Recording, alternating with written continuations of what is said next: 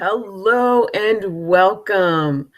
This is Hawkins. I'm CEO, founder, and dean of the P3 Academy of Social Entrepreneurship and host of the Biz Info Zone show. And you are here with me today in the zone where the savvy social entrepreneur gets to express their purpose, plan their next moves, implement like a rock star, and take your business into profits, your life into prosperity. And if you're already there, then I'm talking about more, because the more revenue you have in your business, the more money you have flowing through your life, the more good that you're inclined to do in the world. And whether you're doing good now or trying to figure out where to step into that, stay tuned, because our guest today is going to talk about how you can show up as your powerful leader. And it's all about the packaging. So without further ado, I'm going to say welcome to our guest, Sylvie de Giusto. Hi, Sylvie. Thank you very much for having me. I'm super excited to be with you. Thank you very much. Oh, absolutely. I'm excited you are here. And I'm excited because of what you're bringing to the table. I want to tell our audience a little bit about who you are, what you do, what you're doing, and the fact that what you're doing is so amazing. Sylvie de Giusto. Let's see here. I've got my screen's got this thing over, so I can't see what I've got. All right. I'm still here. Don't worry. Great. Okay.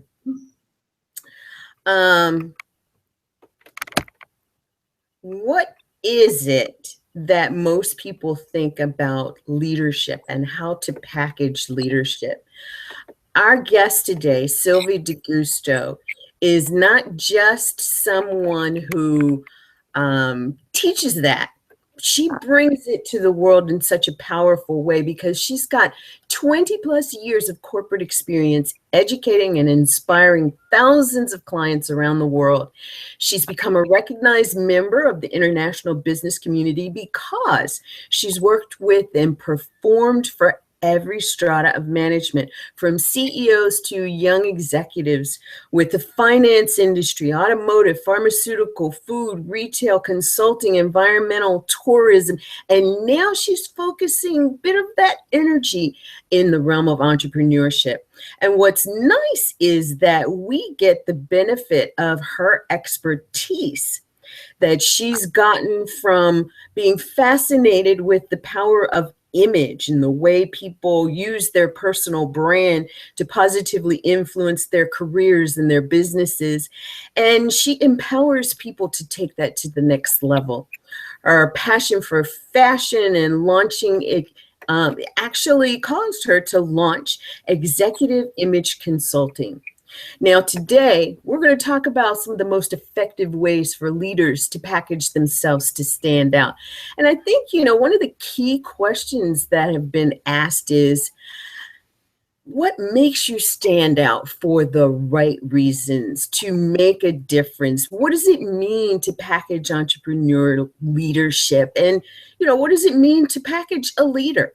And so, Sylvie, with that said, I want to just say once again, welcome to the show, and chime in here. What got you on this journey of packaging people? Thank you very much. Thank you very much for that introduction. I'm very impressed. I might consider to hire you as my PR manager. Oh, thank you. That was just fabulous. Thank you very much. Thank you very much. Yeah. So maybe I just say one, two words about myself, that people understand that amazing journey I'm on, and I'm happy to ride this ride. Right? I have 15 years of nearly 20 years of corporate history. I've always been involved in human resources, in training and development, in executive coaching, in management development, and have always been fascinated by the fact that many decisions, although we want to believe it works that way, are basically not made because of paperwork, because of that amazing CV you bring with you. Very often, hiring and firing decisions are made by your image, by your presence, by what you make people believe about yourself. And the amazing thing about your image is that you can control it, and you should control it, because if you do not control it, somebody else will. And that's one of the most important things I always tell to leaders, no matter if they are in a corporate environment or if they lead their own organization, if they are entrepreneurs, you have to control your image. You can influence what people think of you when they think of you. And if you don't do it, somebody else will.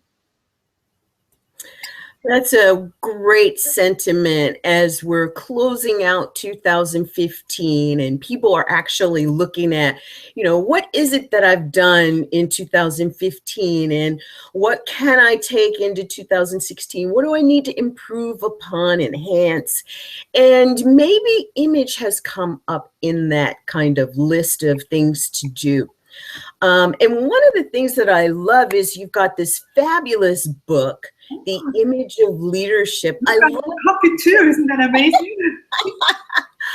And I love this book because, one of the things that I like to stay in the space of is a lot of people believe that leaders are born. A lot of other people believe that leaders are made, leaders are taught leadership skills and leadership mindset in order to become leaders. And I agree that we have the ability to have both in our realm of influence from leaders, yet leaders are tasked with a major thing. It's called influence. And so how does influence play into what you teach people about this personal branding and leadership? So first of all, you have to know that you are telling a story every single day. And you are the author of that story. So that's basically how you influence others in believing in you, in following you, in voting for you, in buying something from you. And those decisions are very often made within a few seconds. Some studies says it's 3 seconds, others says it's 7 seconds. It doesn't really matter. It's a blink of an eye and people see you and they all make major decisions about you. In fact, 11 decisions. So there's science in behind that when we judge people at the very beginning, our brain makes 11 major decisions. So, well, then people judge you in some kind of way and you might think, well, then I have enough options and opportunities to change that initial first impression, right? And yes, that's true. You have that opportunity, but unfortunately, confirmation bias is working against you because our brain wants to be right. We are looking for proof afterwards. We want to see in that person what we saw in the very, very, very beginning. So what does that have to do with leadership? Well, sometimes people ask me if I work with leaders in organizations or with leaders with business owners, is it just my appearance? Do I have to put on a suit and that's it? And everybody will think of me, I'm powerful or whatever, the way I want to be perceived. And I tell them, nah, it's not as easy as that. It can be a suit, but it doesn't have to be a suit. It can be a pair of heels, but it doesn't have to be a pair of heels. But what all successful leaders have in common is that, first of all, they appear, behave, and communicate like leaders long before they become leaders. So if you want to be the CEO of a big, big company in 20 years, you have to start today to look, behave, and communicate like the CEO of that company. Because if we look back, every single president of the United States has been identified as a potential president long before he or she ran for that office. That might not be true for Donald Trump, maybe, possibly, but otherwise, that's certainly true. So, and then the other thing is they have 5 traits in common, which I describe in this book. First trait, leaders always appear, behave, and communicate confident. Confidence is your best designer. Confidence is your best dress. No matter your age, no matter your gender, no matter your weight, no matter your height, you are who you are. And if you carry that person confident through life, people experience that, you know? People feel that and can see that. The second thing is authentic. Leaders are, and leaders appear, behave, and communicate very authentic. You see what you get immediately in those first seconds. They don't hide. That's the reason why somebody in finance can totally look different than somebody in a very creative industry. If you are in PR or media or fashion or whatever, people want to see who you are, and that suit in finance looks very differently from somebody who, for example, has to wear a suit in fashion industry or in retail. The third thing is, like it or not, and I'm very strict on that, leaders appear, behave, communicate professional. You can't be it if you can't see it. And again, professional might look differently in a finance industry than it looks in retail or any other industry, but it has in common that there is a professional look and behavior and communication. Then the fourth one is leaders appear, behave, communicate, controlled. You might think they only have the big picture in mind, but the truth is they control their image from head to toe. And that includes from hair to makeup, to nails, to shoes, to accessories, to jewelry, the entire story they are telling that even goes beyond themselves, their social media outlets, their friends, their car, their house, where they go on vacation. They control every single piece. And last but not least, leaders appear, behave, communicate respectful. Respectful to themselves, because I always tell my clients, you are the most important person in your life. You are the most important person for your career. It's not human resources. It's not your boss. It's not anybody else. It's just you. So show yourself a little bit of respect. I have nothing against that company, so don't get it wrong, but I always tell them, you are better than Target. No? I mean, you are better than Target. I buy my kitchen stuff at Target. It's amazing, but I don't buy my workwear there, right? Because I'm better than Target in my business life. And I have nothing against that company, just to make that clear, right? But also respectful to others. We are in such a diverse world. I have such an amazing job that I'm on stages and I can speak in different countries in front of different audiences. And there are different religions, different cultures, different genders. And I just encourage everybody to show respect also with your appearance and with your behavior and your communication to that fantastic global and diverse world out there. I love it. I love it. One of the things that I teach in accelerated business development is this whole concept of being the CEO, and the CEO being the leader of the organization, maybe even the leader of teams. And all of this is so key to how you can be a more effective leader. And I so appreciate that. I want to read one of the quotes from your book because I'd love for you to address how what you've just talked about in this principle kind of come together. And it's Bruce Van Horn's quote, "Self-care is not selfish. You cannot properly care for others if you're struggling to care for yourself." Tell us a little bit about what all of that means. Mm-hmm. I mean, especially as entrepreneur, and I'm totally guilty here myself, we tend to believe if we don't do specific things today, tonight, in the next hours, the world will not exist anymore tomorrow. Do you agree? I agree.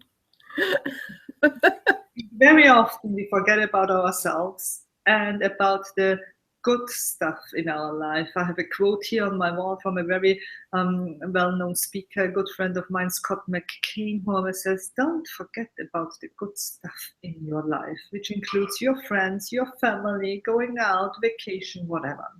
And we just tend to take care of anybody else, but not ourselves. And there has been a time where being busy has been in trend, has been fashionable. The more stressed I look and the more stressed I am, the more successful I must be. And that's totally shifted. Because nowadays we know that if you don't take care of yourself, you do not have the ability to take care of others.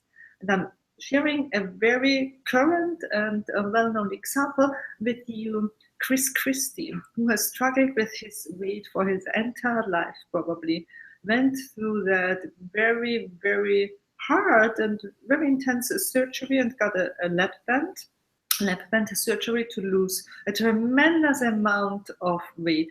And at this point, it basically was clear for many, many people that he's going to run for presidency, because if you can't take care of yourself first, how do you have the ability to take care of an entire country like the United States? And I encourage everybody, and tell you, and just frankly tell you, you are worth it. You have to start with yourself first.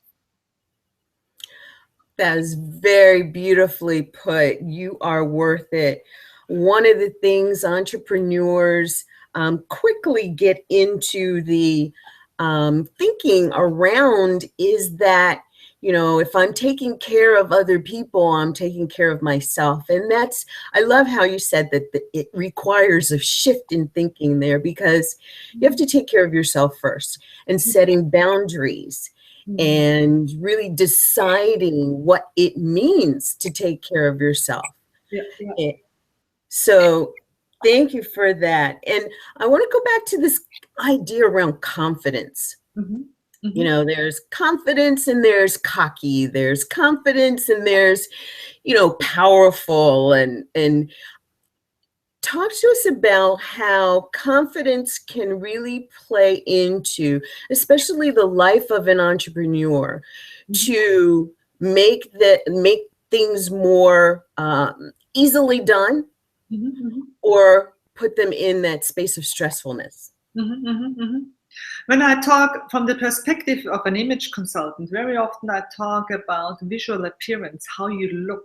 Your appearance is very important because it plays a major role in the way people judge you. First of all, it's the first information you send. You walk into a room and you even don't have the chance to talk, to behave, to do amazing things in those first 7 seconds, right? And second, we are visual creatures. 90% of all information in our brain gets transmitted in a visual way. So we just like to look and observe. That's what we do all the time. That's why your appearance is so important. And so now, what has appearance to do with your confidence? I always tell my clients, first of all, you have to love yourself a little bit more than everybody else does, because you are who you are, and possibly you created the body you are in. When clients, for example, talk with me about being overweight and not feeling confident, or appearing too old, or just struggling with their age or whatever, and I tell them, you have to start loving yourself exactly the way you are right now. And if you cannot do that, I mean, then we have to make some tremendous changes, and usually they include plastic surgery, right? Or you have to lose your weight or whatever. But there are two options. There is nothing in between, either this way or that way. But let's just say, and that's the way I usually recommend, to love yourself more than anybody else does. In terms of your appearance, you, for example, have to work on your fit of clothing. Fit of clothes is one of the most underestimated elements of visual appearance, because most people don't know their or perfect fitted clothes. They know their size, but size doesn't matter, because we all know when we go to one designer and something is there in size 8, and we go to the next designer and it's there in size 8, it has nothing to do with each other, right? They design in different sizes. Most people don't know that usually you have a different size on your upper body than on your lower body. and they just buy the same sizes for both parts of the body. And fit is just such a tremendous and so underestimated element of your visual appearance. And we all know it. We see it when something is too wide, too tight, too short, too long. We immediately observe it and are kind of, oh, there is something wrong. I call it fit. You don't call it fit. You just see it too. The second thing is fabric. I mean, all that clothing here is made out of fabric. And most people underestimate the importance of fabric, high quality fabric. Polyester is cheap because it looks cheap, right? And I mean, who wants to look cheap? You want to send the message that you are a high quality person and not a polyester person, right? The third thing is function. Very often clothes have function, right? They might have the function that you cover your skin. They might have the function that you are media, and some clothes just don't work as well as others do. Every single piece of clothing has a function. And the last one is flair. And I always tell them, I mean, you are telling a story every single day, right? So what does that story say about you? I'm showing in my trainings and on stage, I'm showing a picture of somebody I met here in New York City at a meeting with the mayor of New York City, and she was wearing a polyester stretch shirt with the subway map of New York City printed on her shirt. And I think, I mean, what story do you tell with that? You woke up this morning and you knew I'm gonna meet the mayor of New York City, and that's why I bring him a subway map, a New York City subway map on my shirt. I mean, and you all know, everybody knows this kind of examples, right? So I call it the 4F rule. And if you have perfect fitted clothing, you just feel amazing, usually. You know, you feel amazing. If it speaks loudly that this is quality fabric, you feel even better. If you don't have to be concerned because somebody sees your tattoos or your décolleté or whatever, because you consider the function, you feel even better. And if you're telling a great story, another one that in a subway map, you feel confident at the very end. And everybody will notice that when you walk into a room and just appear, because those are usually those people who have presence, who appear, and their clothes are a non-issue. That's also something important I want you to know. Make your clothes a non-issue. If you are known for something you are wearing, you have done something wrong. There is something wrong, because you want to be known for your excellence, for your knowledge, for your skills, for the amazing added value you bring to the table, for the products you sell, but not for something you are wearing. Beautiful. You know, that made me think about, because we're talking about the attire, and a lot of people don't recognize that that attire also includes shoes, right? Mm-hmm. So tell us a little bit about your philosophy around footwear and how that can make or break you, or even as it relates to a deal. A salesperson with crabby shoes? So there is my personal and my private, my professional and my personal view. Okay, the personal view is, as a woman, you can never have enough shoes. I love it. I love it. There's nothing no woman ever said in this world, right? It doesn't matter if shoes or anything else. Unfortunately, with image, it works like this. People always notice when there is something wrong. They never notice, though, when things are right. We don't go out a meeting and say, wow, he had so shiny shoes today. We don't go out of the meeting and say, wow, nobody had a bad breath today in that meeting.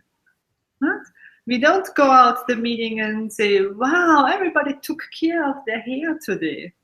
But we go out meetings and do exactly the opposite, because we always notice when there is something wrong. And you can have a professional head to toe look. with an amazing suit, dress, whatever. If there is something off with your shoes, unfortunately, people will find it. Mm-hmm.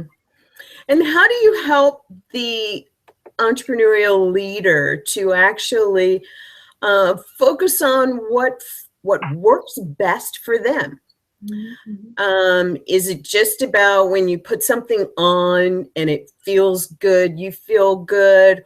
Or is there a formula that you use that can help with making those decisions? Yeah. There is a formula. And if somebody works with me and hires me, the first step that my clients have to do is they go through a very intense online questionnaire. It's going to take you around 3 hours to fill out all those questions. And the first question, those are 3 parts. The first part of the questionnaire is, I'm questioning your body image. You have to give me all those terrible numbers. Usually people don't like to share, let them measure themselves. They have to upload pictures for me so that I can analyze them. I ask them all questions related to their body image and how they feel in their body right now, because we all have them. The parts that we don't like so much, but luckily we all have parts that we truly love. The second part of the questionnaire is that they go through an online shopping tour with unlimited budget. They can shop whatever they want. I always show them different choices, different dresses, different skirts, different suits, different shoes, and you just choose what you would choose right now, what you would think represents yourself in a very good way. And the third part is a very intense question about your career goals. Lets me better understand your company, your products that you are selling, the story you want to tell, but also about your body language, about your communication skills, and most important, what do you want to be your image? What story do you want to tell? I also let you rank on other stories. So what do you think about Hillary Clinton? What do you think about Barbara Streisand? What do you think about Barack Obama? What do you think about Steve Jobs? So the way you judge other people shows me how you think, okay? And how you possibly want. After you did all that work, I analyzed those results and I'm coming back to you already with some kind of plan. I cannot tell you what that plan will be because every single client is like a puzzle for me, and I put the puzzle pieces together. And in the first session, we are going to break it down on one word, and that's the toughest session of all of them. I'm going to ask you, Milin, tell me one word that should pop up in everybody's mind when they think of you.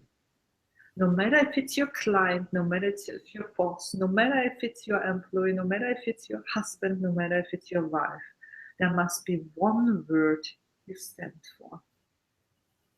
And usually clients then tell me something very nice, something like, oh, I want to be known for being integer, or I want to be known for being trustworthy. I tell them, yeah, I get that. We all want to be known for that. And I bring them down to the moment of truth until they say, you know what?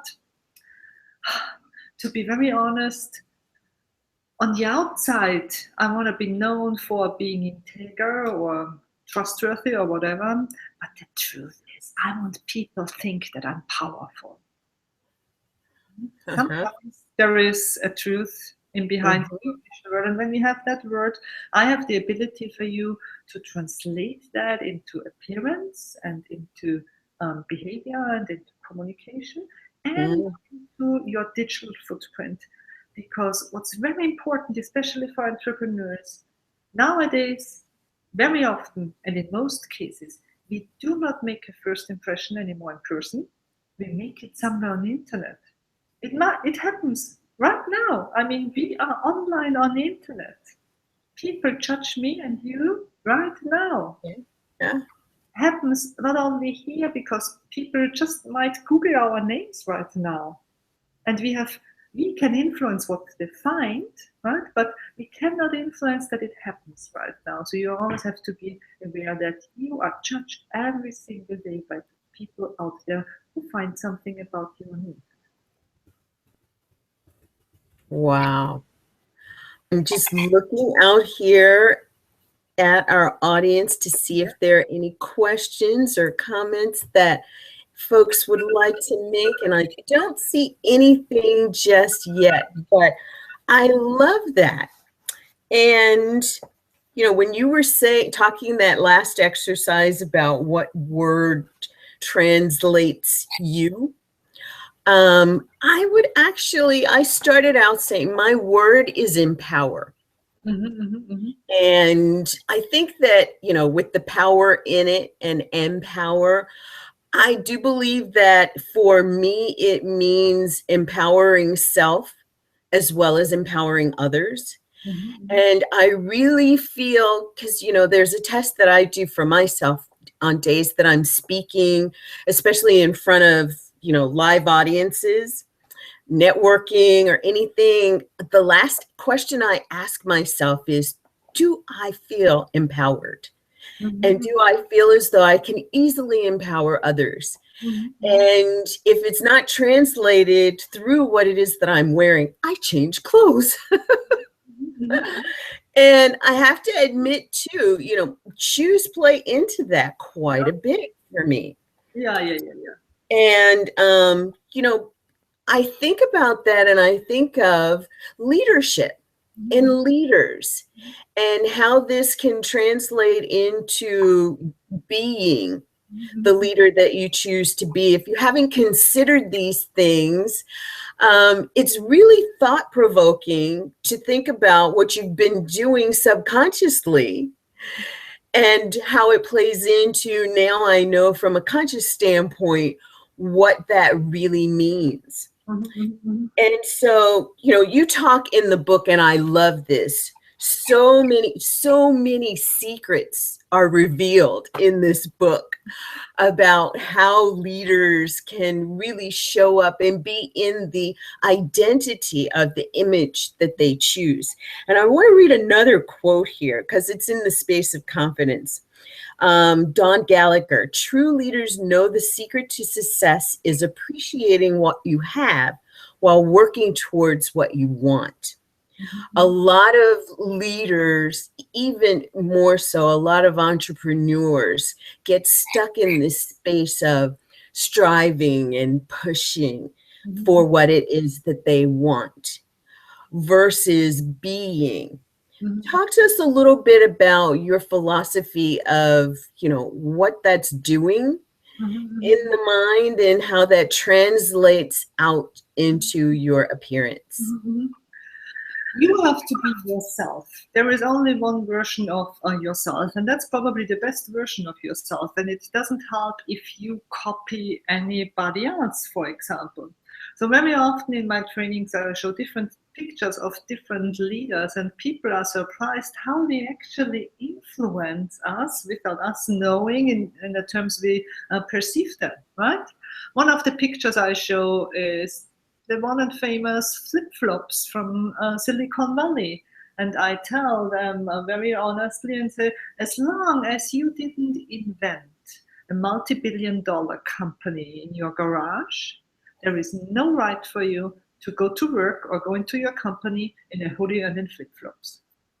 And by the way, I saw Mark Zuckerberg probably more often in a suit than you saw him in flip-flops, because as soon as money comes into play, Mark Zuckerberg thinks that a suit is a very good idea when he needed money, right? Another example I always like to share is Steve Jobs and the famous black turtleneck, where we believe he has been such a creative mind. He didn't have time to take, to bother with clothing. That's why he always just threw on a black turtleneck and a pair of denims, and that's it, because he's such a creative master, right? He doesn't care about his appearance. I tell you that those black turtlenecks are custom made, handmade Isai Miyake turtlenecks for $799. I do not wear turtlenecks for that amount of money. And that doesn't sound to me like someone who doesn't care about his appearance, right? Right. So people make us believe in something. And that's why you have to make people believe in yourself. You have to create your story. You cannot copy other stories. And yes, you can influence them a little bit. The way Mark Zuckerberg does, Steve Jobs does, or somebody else I always show in my trainings, and who, by the way, wrote the foreword for this book. So he's a perfect example. Jeffrey Hazlitt, they also call him the cowboy of the boardrooms, and he's that big, huge guy, and he walks in the most powerful boardrooms in a pair of denims, always cowboy boots, a handmade jacket, so a custom-made blazer, so and sometimes even a cowboy hat, and he has this rough and tough voice, and he curses on stage. He says things we all couldn't say on stage, and he does things we cannot do because we are not Jeffrey Hazlitt, and we didn't create that brand, because the truth is he lives in a New York City apartment. And he makes people believe he rides horses all day long in Texas, South Dakota, wherever, right? So it's a story. He creates a brand, and you have the chance to create your own story. Is it sneakers every single day? And go for it. But make it your own, and make sure that it doesn't look like an accident, as you didn't care and threw on just a pair of sneakers, right? If you want to stand out for something, do it. That's just amazing. Just make sure it's your story, and you do not try to copy somebody or make others think that you don't care. That's key. And I'm so glad that you said that too, because the next point that I wanted to bring out, I've quoted a few people from the book, but one of the quotes I want to read is yours. You say, it's important that you feel confident, but it's also important that you don't make others feel unconfident. Mm-hmm. Tell us a little bit more about what you mean by that. Mm-hmm. I always dress for my clients, for example, and I just, based on the person I'm going to meet, and I research prior to that, how does that person look, and how can I appear, where is my level, my border, which I should not step over.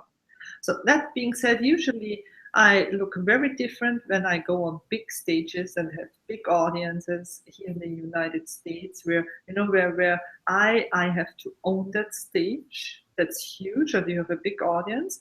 Or when I do coachings one-on-one, when it's a very, very personal and very private situation, where I take myself back and dress very, very differently, because it's not about me, it's about my clients, and I'm there to help them. So I'm still dressed very professional, but usually in a very soft way. I take myself back, and I wouldn't wear that color blocked red, pink, or whatever thing I would wear, or very black things usually would wear on stage. That's key. I think that's key for us to recognize that it's not necessarily us who we should be thinking about first. Mm-hmm. And it truly is our audience or our clients. Mm-hmm. And then we bring ourselves into the picture. And here's another one. Where did I see? Oh, here this is. Heidi de Blair says, image isn't a surface issue. Your image is strongly tied to your effectiveness as a leader. And, you just spoke to how you can up the effectiveness from a conscious level, but take us to the point of how it makes you feel once you've made that connection, you've established rapport. And I'm thinking on stage, the who that you are that comes out. Talk to us a little bit about that effectiveness. Well, clothing makes people think, right? They make you think about if they see you, you are telling a story.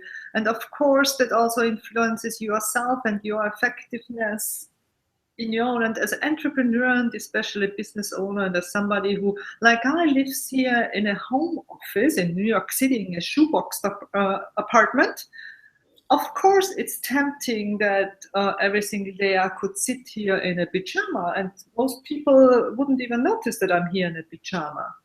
But every single day I wake up and I get myself ready, because I know my effectiveness will just be differently if I work here like in an office situation, and I present myself and show my respect to myself that I'm better than a pajama all day long. Because what happens very often with clothes is that people misuse clothes. As an example, flip-flops are made for the beach. Do we agree? I would agree. Yes. Some person some years ago invented flip-flops because he or she thought that's an amazing beach shoe, right? So why would I wear them anywhere else than on the beach? I tell you, 99% of yoga pants I see in New York City never saw a yoga class in their life. We tend to misuse clothes, right? And if I would sit here in a pajama for work, that's not right, because pajamas are obviously made for bed and for sleeping, and I don't sit in my pajamas here for work, and it would certainly influence the way I'm effective in my business and with my work. It's a perfect response. Thank you for that. And I'd love to go back to our audience and acknowledge who we have in the audience. And right now, the beautiful Josie James has chimed in and said, we are our own walking billboards. And this is a lady who would know that, because I have to tell you, she is one of my beautiful clients. She's 88 years old. Oh. She looks like she's 50, and she moves like it too. Ah. And she's just recently, in the last couple of years, been on a path of launching her coaching practice. Wow. So 88th birthday, we went out full blown into the media, press releases and everything, launching her new program. And one of the things that she said was, I have to make sure that I am put together comfortably for me and right for my audience. So I really appreciate what you said there, and her chiming in here. We're our own walking billboards. It's so true. And Sylvie, you know, I want to get back to this casual versus, you know, business. And, you know, if you're somebody that is in the space of being able to do both, do you do both? Do you set yourself a certain standard and kind of stay in that space, or how do you decide what's correct there? Yeah. So the topic of being casual or dressing casual is really a tough one, because there are tons of books out there and papers that explain actually how to dress professionally, but there are no books and no papers out there that explain how to dress casual. There are no rules, and that's the challenging thing. And that's why very often what happens is that people think casual means I don't care, it's sloppy, and they go into their wardrobes and choose the most casual piece that they find, and then they try to make it work. So they do something what I try to dress upwards.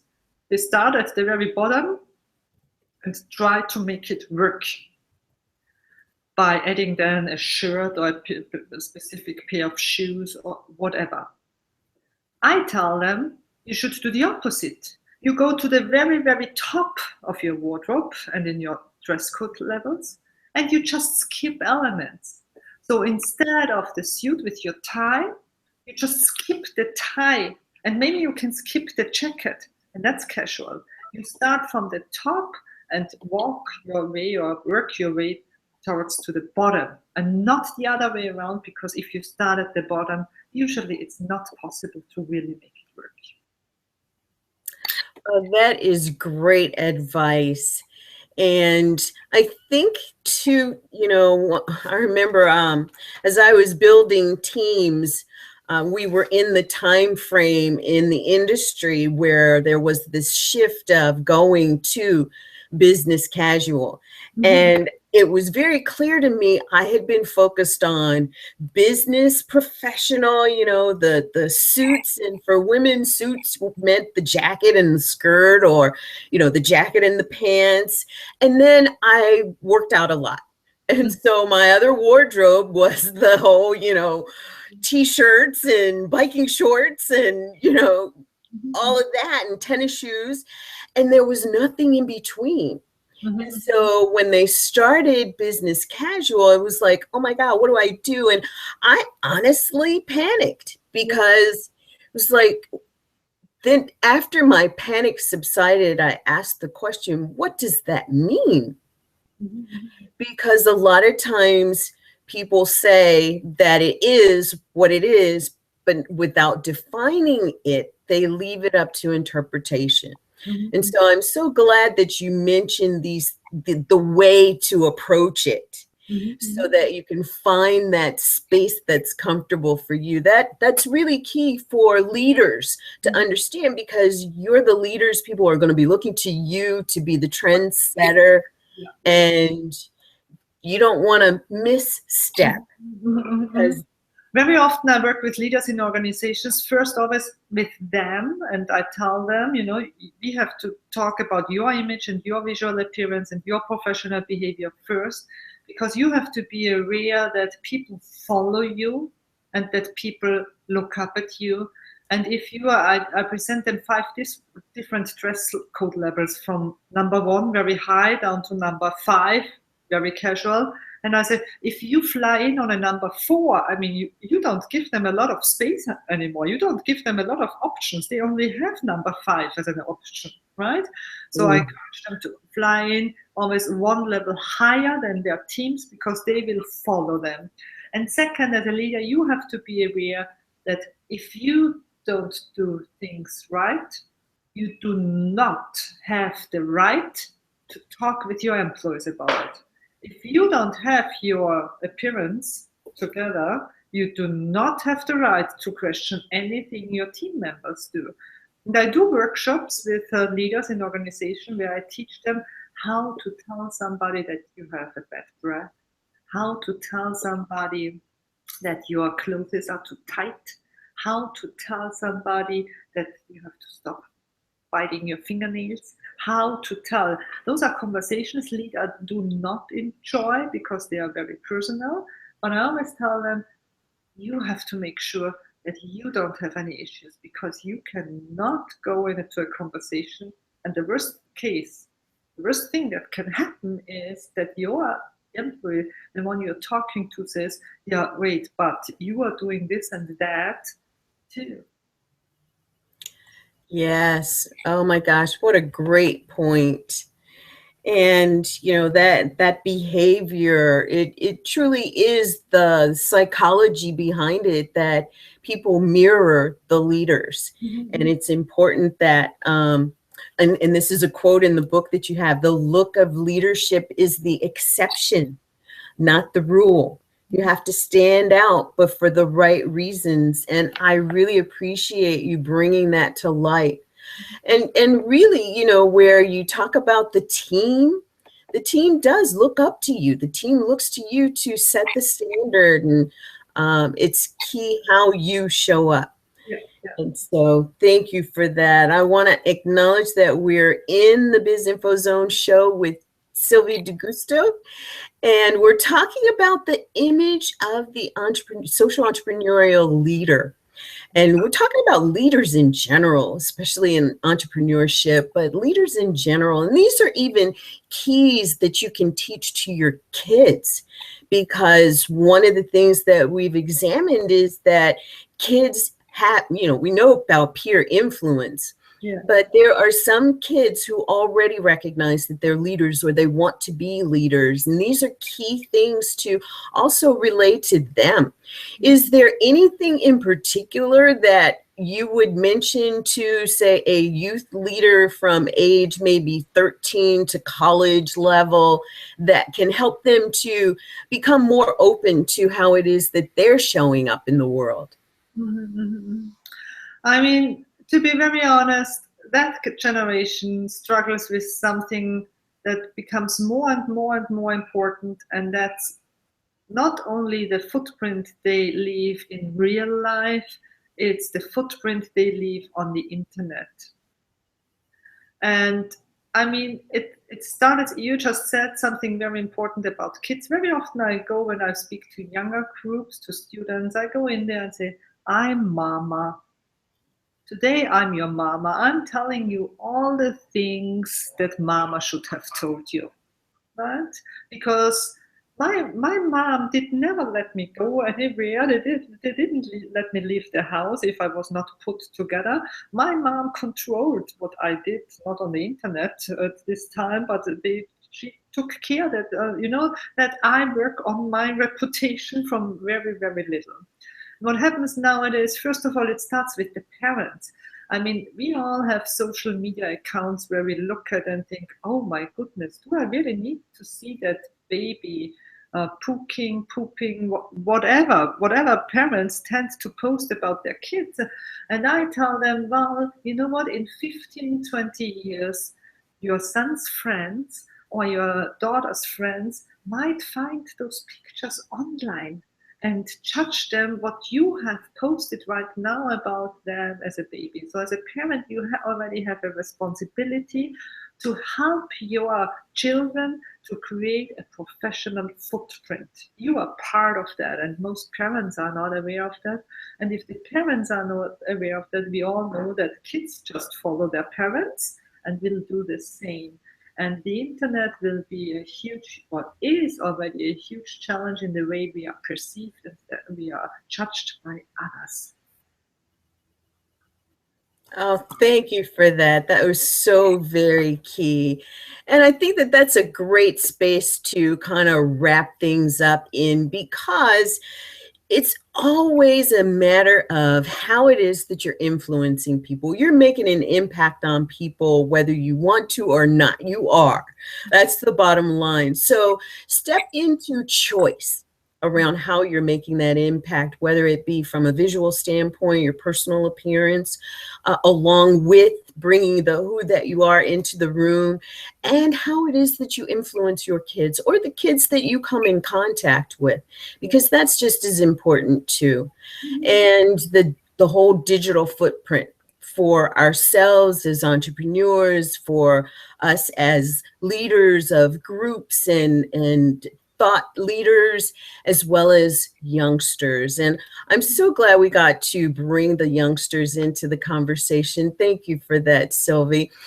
You know, as we're wrapping up, you mentioned that you had something that you wanted to bring to our audience. And I do want our audience to know how they might be able to connect with you to get a copy of the book or connect in another way. So tell us what you're thinking there. Thank you very much. So there are a lot of options to get in contact with me. First of all, I invite you to stop by my website, which is www.executive-image-consulting.com. What you're going to find there is all the information about me and my business and the services and what I speak about. But you also will find a free ebook downloadable, which is called 100 Ways to Make a Very Powerful First Impression. And if you read that book and like it, then I invite you to go on Amazon, because Amazon can help you to get this book here. And you can get it as a print, as I hold it in my hands. You can get it on your Kindle as an ebook, and you can even get it as an audible audiobook to listen while you are in the car, on the subway, or on the train, or wherever. And if you then don't have enough, I invite you to take your phone and download a mobile app called the Image of Leadership, where you have your own little image consultant in your pocket. I'm gonna be with you all the time in your pocket as a mobile app on your phone, available for Androids and for Apple devices. Beautiful. Thank you. I love that. And I will make sure that all of these opportunities to connect with Sylvie are on the webpage and on the event page and on the page in YouTube and on our website so that you can find it. And Sylvie, as we're about to wrap up here, is there any one thing that you'd like to leave with our audience that really speaks to the power of having that image thinking of true leadership going on? I'm going to change the question a little bit. And since you work with so many entrepreneurs, I want to tell them that they just have to do it. And they just have to believe in themselves. And if they do it and they believe in themselves, they are going to be very, very successful. I'm going to share one private story with yoga. At the very beginning of my career, when I thought about what am I going to charge for my services, right? I read all those amazing books and researched the internet, and I asked hundreds of people how you should structure your fee, and I got great advice. And do you know how I structured my fee in the very end? No, how? What I always wanted to have is a pair of Manolo Blahniks, a pair of Manolo Blahnik heels. So my first service, the first fee was exactly the price of a pair of Manolo Blahniks. Okay? Mm-hmm. And so you have to wait. I'm going to stand up now for a moment. Can we do that even if it's a live show? Yeah. Yes.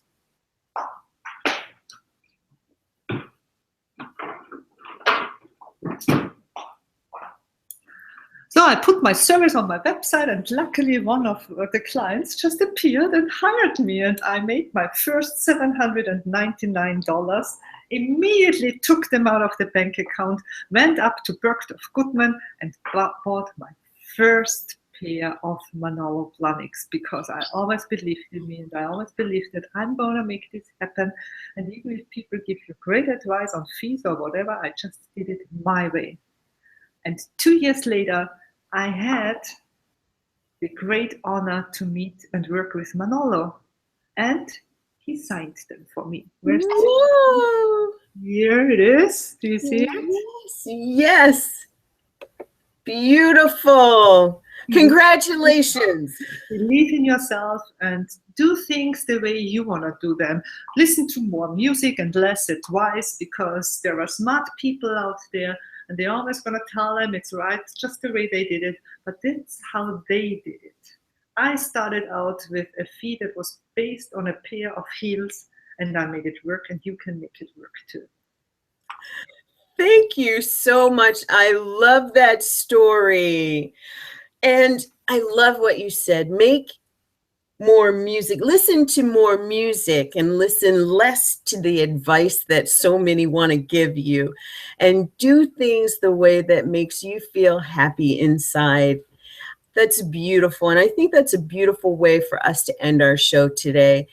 I want to say thank you so much, Sylvie, for being here today. It's just been such a pleasure talking about the image of leadership and how to do these things in a way that really gives you the opportunity to make your heart sing. So thank you so much. Thank you very much for having me. I really enjoyed chatting with you. Thank you. You're welcome. And to our audience, thank you for being here today in the zone with me and my guest, Sylvie de Giusto.